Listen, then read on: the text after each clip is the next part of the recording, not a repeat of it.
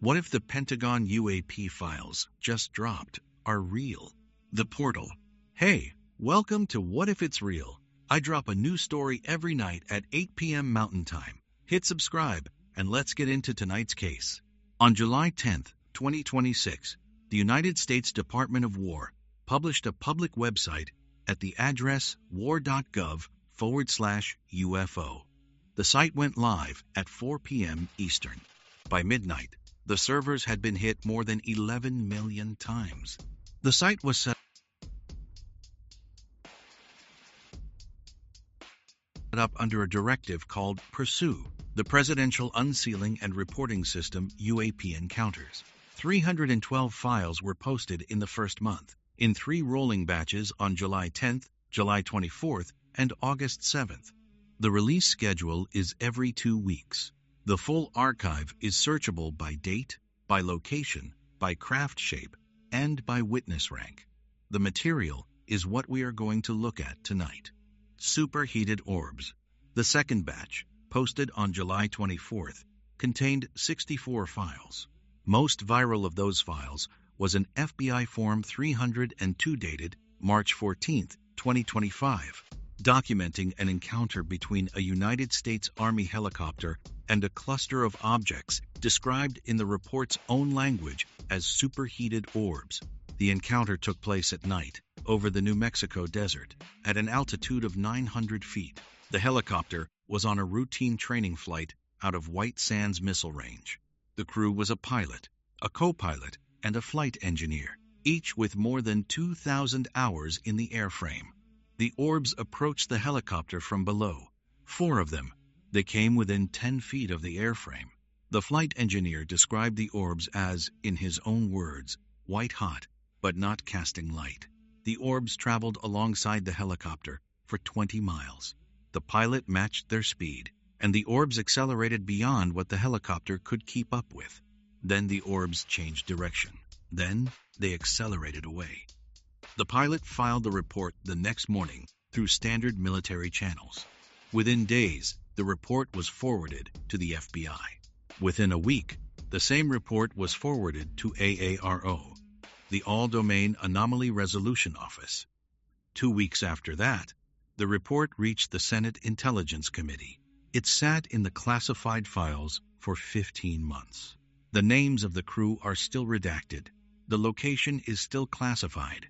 The substance of the report is now public. The substance of the report is on the portal. The intelligence officer. The same July 24th batch included a separate file, a first-hand account from a serving senior intelligence officer. The officer's name, agency, and biographical details are redacted. What is not redacted is the officer's rank, described in the file as a general officer 09 or 010 equivalent, the highest rank band in the United States Uniformed Services. The account was taken down by a Senate staff member in October 2025, 1 month after the encounter. In that account, the officer told the staff member that the officer had been, in the officer's own words, virtually speechless after the encounter. The encounter took place in restricted airspace over the western United States. The officer was aboard a Department of War aircraft on a separate, unrelated mission. What the officer saw, in the officer's own words, was a structured object with edges, holding a station at an altitude the officer estimated to be above 60,000 feet. No wings. No visible means of propulsion. No contrail. No heat signature. The officer described the object as, in the officer's own words, a piece of geometry. A second officer, a colonel aboard the same aircraft, corroborated the account. The colonel's account was attached to the file as a brief addendum. Together, they make the highest-ranking first-hand UAP account ever released by the United States government. The file was redacted. The file was released. Yellow Sea, 2020. The third batch of files, posted on August 7th, contained a single 26-page sensor package. The package documented a 6-pointed object that appeared in the night sky over the Yellow Sea on the night of September 3, 2020. An AWACS aircraft on routine patrol detected the object first. The object was tracked for 14 minutes by 3 independent sensor systems. Across all 3, the object's size came in at 12 to 15 feet. The object held a stationary position at an altitude of 21,000 feet. No lights, no transponder, no flight plan on file. The shape was a 6-pointed star. On infrared, the object showed a clean thermal signature consistent with a hot, solid object. On radar, the object returned a clean primary track. On electro-optical, the object appeared as a sharp-edged geometric shape. AARO classified the object as unknown aerial phenomenon, the highest confidence unknown designation in the AARO schema. After 14 minutes, the object disappeared from sensor range without leaving the sensor footprint. There was no fade, no descent. The object simply was not there at the end of the 14 minutes. The AWACS crew filed a routine report, forwarded to AARO, forwarded to PACOM, where it sat in the classified files for nearly 6 years.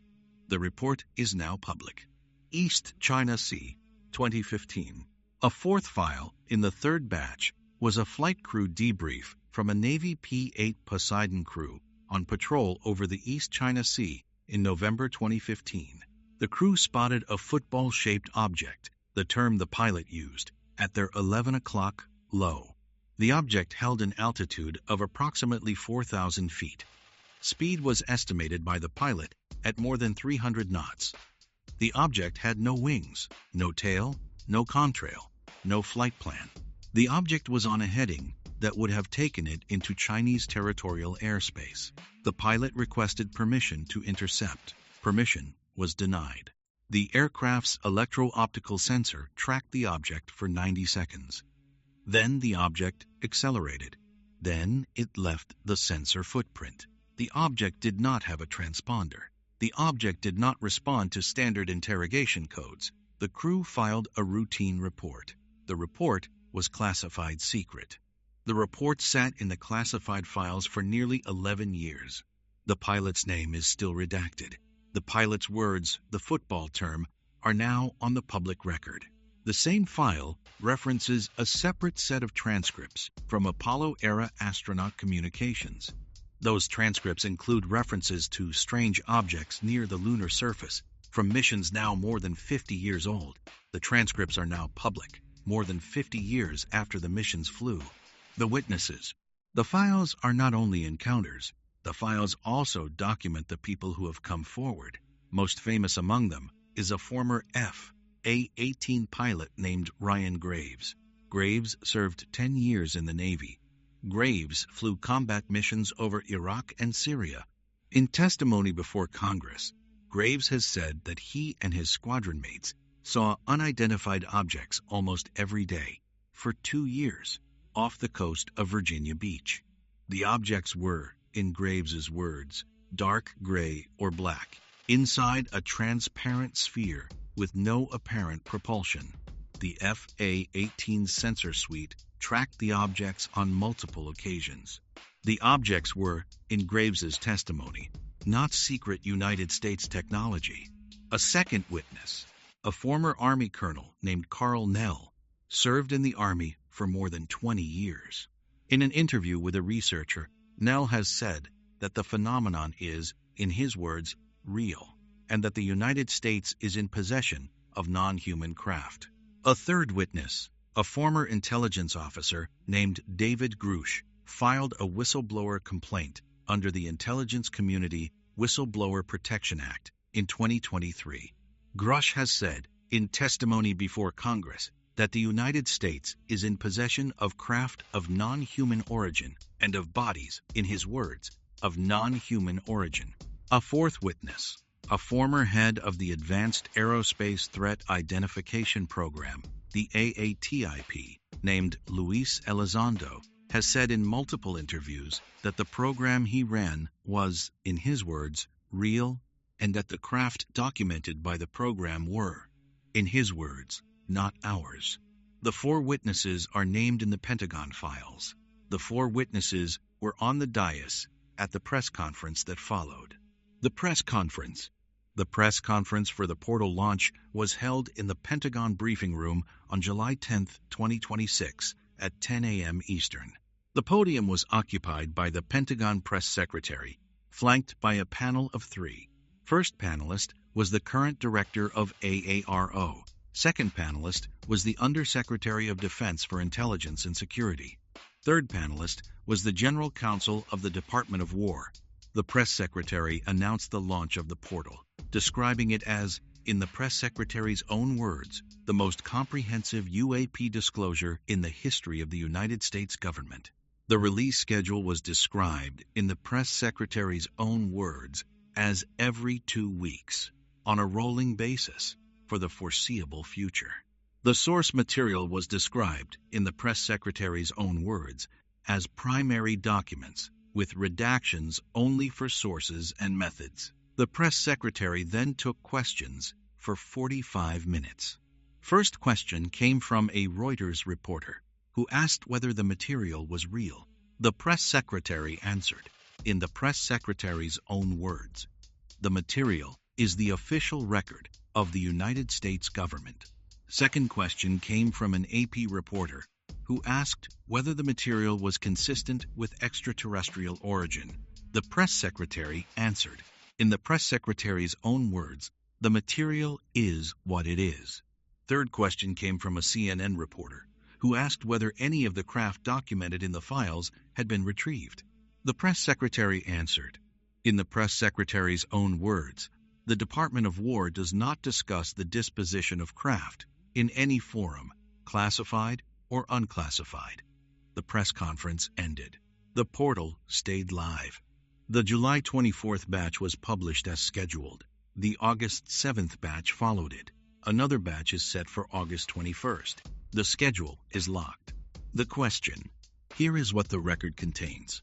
A public portal at war.gov/UFO, set up under a directive called Pursue, on a release schedule of every 2 weeks.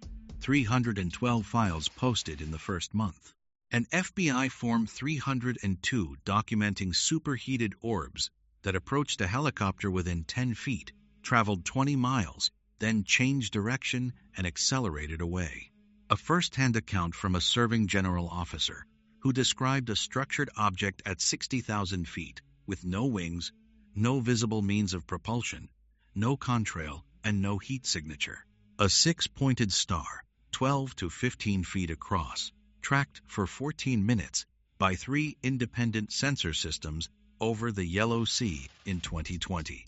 A football-shaped object, tracked on electro-optical, accelerating past 300 knots off the East China Sea in 2015.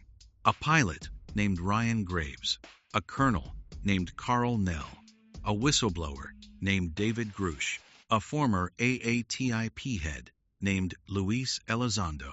A press conference in the Pentagon briefing room on July 10, 2026, in which the official position of the United States government was that the material is what it is.